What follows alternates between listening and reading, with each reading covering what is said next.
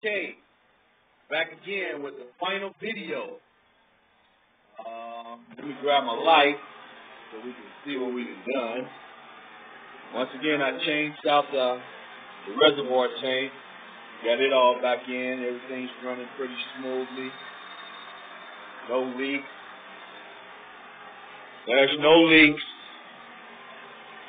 As I know, everything seems back together again. Seems like everything's running pretty good. I checked the bottom. Wasn't no leaks. So now we're going to do a test run for about 20 minutes. Build a little pressure up. And once that pressure is built up, we'll know for sure.